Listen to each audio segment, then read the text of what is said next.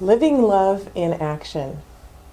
So I received an interesting and timely note from the universe not that long ago, and it read, "It was perhaps one of your greatest acts of love, choosing to live at a time when so many live so deeply in the dark." That seems to be fitting for our world today in many ways, don't you think?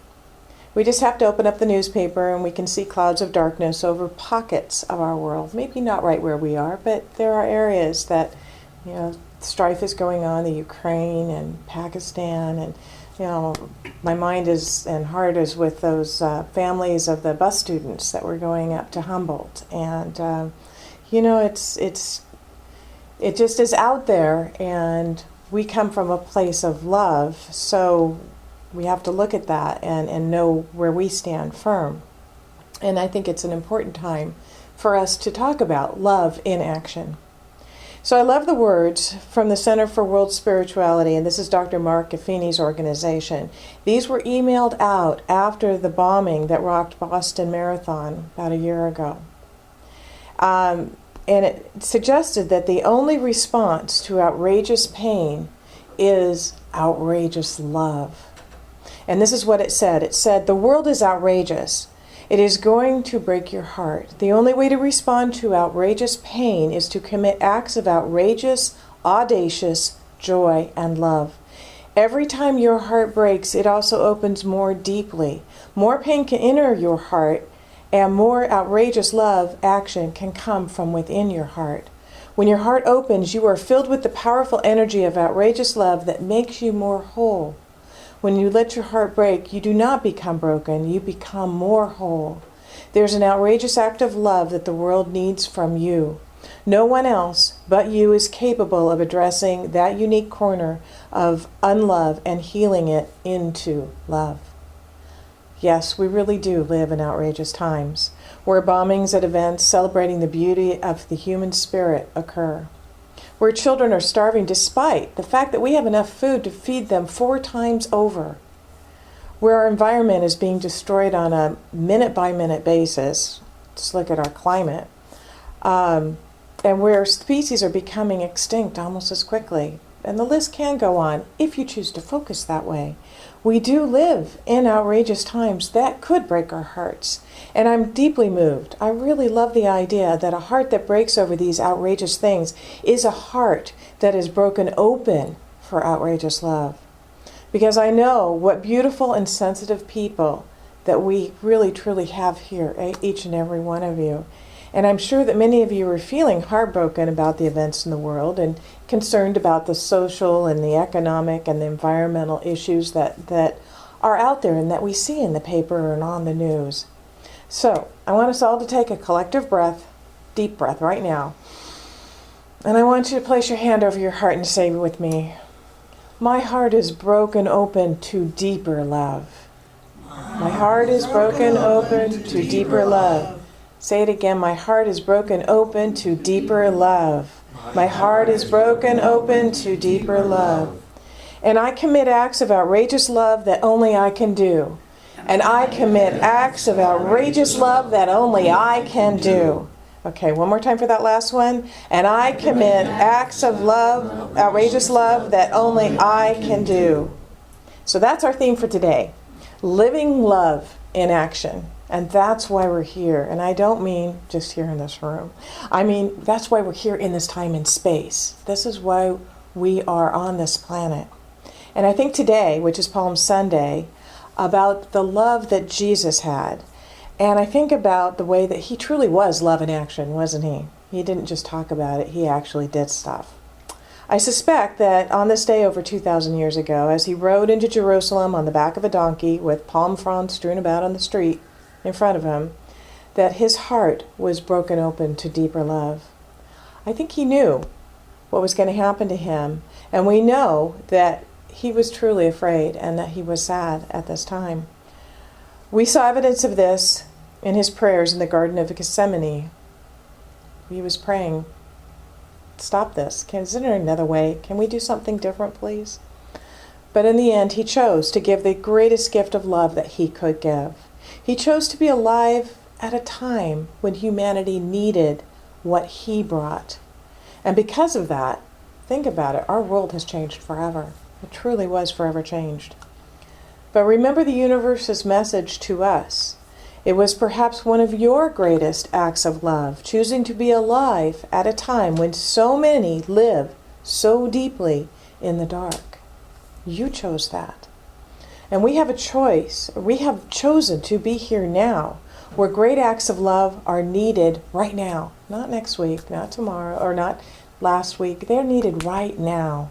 And this month we're focusing on choosing to live love through Seva. Remember we talked about Seva? Sacred service, self-expressing valiant action, which is inspired by compassion and care, coming from the heart-centered place, not demanding or desirous of recognition, responding to a deep urge within our very souls, an expression of our unique talents and gifts, because each and every one of us has unique talents and gifts that nobody else has or can deliver in that same way. And literally being here and being the hands of God on earth. So who has been to the Sistine Chapel in Rome? Who has seen Michelangelo's ceiling? Anybody? I've seen pictures of it. You've seen pictures of it? You're going to see another picture. Good. So there we go. Yeah. That's on the ceiling if you painted it. It's hard to do. Well, yeah, I'm thinking. Okay, so particularly this morning, I'm thinking of the creation of Adam. And even if you haven't seen it in person, which we haven't, but we have all seen it on picture, or, in pictures. And, I just went to Google and pictured this and brought it up so that I could show it here today. And in the painting, Michelangelo depicts God as a gray-bearded, look at the old man, look, perhaps leading the credence to the personification of God, which is stuck for centuries. Because isn't this how we've always thought of God, as kind of a, if you were raised in the Christian religion anyway, as the old gray-bearded man. And God is gazing at his own hand, and as he points a finger of divine power towards the hand of Adam. And Adam, he's naked and alone, and he seems to search the face of God, but he lounges with his arm propped on his knee and his hand slightly dropped. Maybe he needed to listen to that energy meditation this morning. Doesn't look like he has a lot of energy there. But while he is clearly reaching out to God. And while he's doing that, it's clear that their fingers are not quite touching, are they? No. There's a void between the hand of God and the hand of man. But if Adam were only to lift his finger just a fraction of an inch, he would touch God. Michelangelo's painting symbolizes so incredibly powerfully the divine energy that is everywhere, and it is ever present here and now, just waiting for us to lift a finger to make that conscious connection. When we lift a finger in loving service to humanity, to all of God's creation, we touch God. We touch God. And not only do we touch God, we become the hands of God here on earth. Did you know that in the 73 seconds prior to the explosion aboard the Space Shuttle Challenger in 1986 that killed all 7 astronauts, one of them was recorded saying to another, "Let me hold your hand." Is that amazing?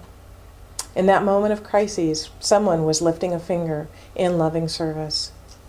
I believe the most triumphant line, who's seen Les Miserables here? Has he seen the movie, the play? Yes. The most triumphant line in the entire score of Les Miserables is, to love another person is to see the face of God. And, it reminds me of Karen Drucker's song, "You Are the Face of God." When you love that deeply, you are truly seeing the face of God. In her book, Born to Serve, Susan Trout writes, "From diverse religious teachings, we can distill 2 essentials. That union with the Absolute is possible, and that service is a means to that union as well as an ultimate and highest expression. One's inner call to God is the call to live a life of love through service." We each have an inner call to live a life of love through service, because at our depth, this is what we came here to do. This is what we came here to be. Just as that was what Jesus came here to do. That is who he came here to be. And I believe that at this evolutionary juncture of our souls, outrageous events in our world occur so that we can answer that call. That is why I believe, that these things are truly happening to bring us into awareness so that we can answer the call. We will evolve to the point where we won't need outrageous events to break our hearts open to the call of love, because they will be wide open on their own. But for now, we do. We do. I do believe that there is truly a possibility of peace on earth. And I do believe that we're going to face the crisis that Eckhart Tolle talks about, and we will transcend beyond that. And we will not need these events any longer. But at this point in our evolution, we do, to wake us up, to make us aware. So how do I know that we need them? I mean, really, how do we know that we still need these? Well, that's a pretty easy thing to answer. It's because they're still happening. When they stop happening, we'll have reached a point in our evolution. So today, let us live in outrageous love for all of humanity and all of God's creation, including Mother Earth, we're throwing this out for Earth Day, which is coming up next week. I want us to focus a few moments on Mother Earth, because there's a critical need for some love and action to be sent her way. And as I said, Earth Day is coming up. And while I want to acknowledge the power of the one day, Earth Day, I want to suggest that perhaps every day ought to be Earth Day, as it showed in the video. Every day ought to be a day that we love, and we live love in action, that we lift a finger, that we reach out our hand in service, in loving seva toward Mother Earth. I feel like Rich did that by getting glass instead of plastic. I mean, that's an act of love there. Not filling our landfills with that. Just Or what we do, cleaning the highways. Oh, we're cleaning the highways. That's an act of love, an act of seva. What reminded me, or what really shocked me, was when they're searching for this plane that went down in the ocean, and they can't see the debris for all the trash and the garbage that's in the ocean. And you're thinking, it's out of sight, out of mind. We don't think about that, but it's there. And it's not going anywhere. It's plastic, and it's not going anywhere. So, city after city is banning the plastic bags, and they're getting rid of those and going back to paper, or you bring your own bags, which I think is a good thing. Little things like that. Oh, how much does that help? We went to a friend's house the other day, and in their shower they've got buckets, because when they run the water to get it hot for their shower, they save that water. They're recycling their water, because we are in a drought. And so, these little steps, and you think, but that's just such a small thing, but if we all did it, it's quite amazing. So that is a way of seva. That's a way of living love. And the Science of Mind, Dr. Holmes tells us, spiritual wisdom says that God manifests through everything, that all is divinity, and that nature herself is the body of God. Nature herself. The time has come for us to think anew about how we relate to our sacred Mother Earth on a daily basis, not just once a year.